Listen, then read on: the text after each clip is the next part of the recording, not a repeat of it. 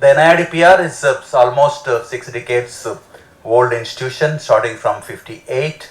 The more details, we are working in about 6 verticals: training, capacity building, research and consultancy, policy formulation and advocacy, technology transfer, academic programs, innovative skilling and livelihoods. Different centers, our functions can be grouped under these 6 buckets. Of course, many of them are cross-cutting across these buckets. Our headquarters is at Hyderabad. We have a sub-center at Guwahati to cater to the needs of northeastern regional area, northeastern states, and we functionally connect with 29 SIRDs. There is one SIRD, State Institute of Rural Development, in each state.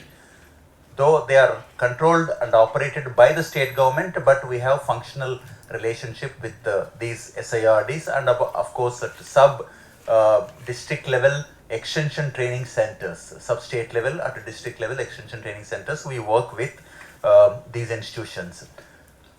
Our activities, again, in terms of centers and schools, we have about 6 schools and 25 centers, and we cover every aspect, you name it. We have somebody working in this area. Development studies and social justice, rural livelihoods and infrastructure, sustainable development, local governance. Local governance is very prominent area. Science and technology and knowledge systems. This is where exactly the technology, technical education, technical institutions get connected with NIRD&PR, and we try to reach out to these technical institutions. We work with root tags. I think all IITs have root tags, so we work closely with root tags, and of course public policy and governance and support centers. Our programs are capacity building and training for the existing functionaries of rural development and Panchayat Raj, both government, non-government, NGOs, community-based organizations, building capacity of these functionaries, and of course government departments from the states and the Government of India on various flagship programs which are being implemented by various ministries. We come under the Ministry of Rural Development and Panchayat Raj, but we support all the ministries in Government of India, number of state governments also. But in addition to that, having found the deficit of professional human resource for rural development management, we have started about 10 years back, we have started 1-year postgraduate diploma program in rural development. Now last year we got it converted into 2 years AICT recognized 2 years PGDM program. In addition to that, we also operate distance learning programs on number of aspects. We have international collaborative work with a number of agencies. I will not get into the details of that. And I think here is the connect with NIRD&PR and engineering institutions and IITs and similar organizations. We have a unique concept called Rural Technology Park. But I strongly believe that the large number of technologies that have been developed, let us say by IITs, let us say by CSIR institutions, let us say private engineering institutions and organizations, but most of the technologies that have been developed, they are confined to only the labs and they are still remaining in the shelves of these institutions, because technology is not bad, not that it is bad, but there is an element of social acceptability of the technology, grounding of the technology in the social milieu in which we are working, the rural ecosystem, rural environment. I think that's where the deficit lies with most of your organizations. In fact, the questions which I was hearing in the morning, like how to get to the village, how to convince them. The moment we go to the village, they are asking what is there for us. The villagers start asking, can you build a road, can you build a building for the school, or develop a drainage system? That is the expectation. So there is an element of immersion into the rural ecosystem, and many times you are not expected to get into that aspect also. But now through Unnat Bharat Abhiyan, I think Government of India is forcing or asking you to extend your presence into the rural ecosystem through the EBA. So the technologies which are available in your labs, many technologies we have adopted, and we showcase them in a technology park in NIRD&PR. You must visit. It is a beautiful setup, and all these technologies are operated by the private entrepreneurs.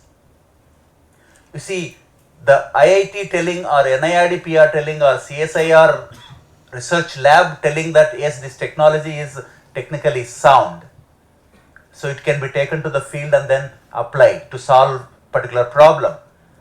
But until unless it is operated by an entrepreneur with his own thick skin getting involved into that, with his own money, and makes it sustainable, makes it workable, makes it profitable, then the trust is not there. In fact, in our technology transfer, one of the basic problem is, if you go with the extension, the people, the rural communities will definitely have a question mark on that, how it is successful, whether it is relevant or not, whether it is going to be sustainable, working or not in the field. But if the private entrepreneur is making and then making a living on that, and then they train, the rural households, the rural beneficiaries. That's what the whole concept of this rural technology park. We have almost about 40 technologies which are relevant for the rural ecosystem, are being like beekeeping, mushroom rearing, like leaf plate making solar lamps. The technologies we have not invented, technology we have grabbed from the institutions, and we keep looking for such technologies which can be showcased there. A setup can be created. Now recently we have launched, last month, 2 months back, our minister came and then launched a biogas park.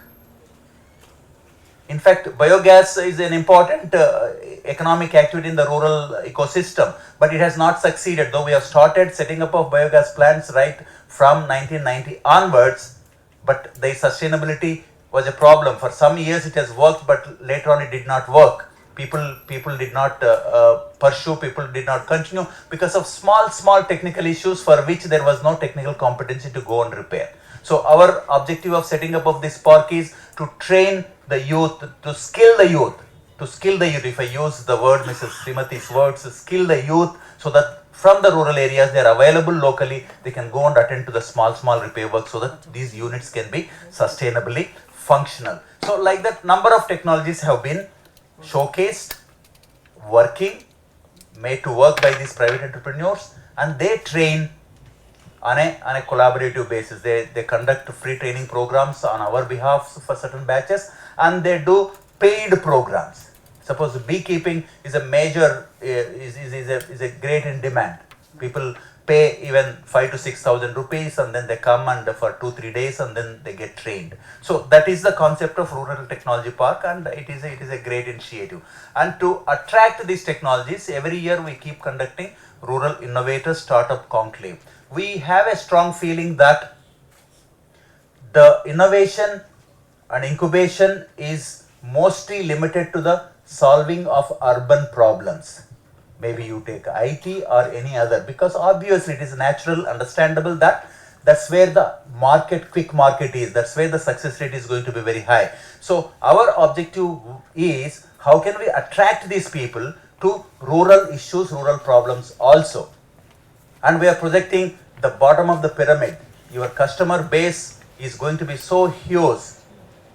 Maybe initially there is some traction problems, some difficulties, some constraints, some handholding is required, but once you succeed, the bottom of the pyramid is so huge to become customers for you. That's how we promote through the frugal innovations. So in this effort of Rural Innovator Startup Conclave, we are identifying some such technologies where we can involve some high-end technical institutions like yours, or maybe let us say National Institute of Designs, National Institute of Packaging.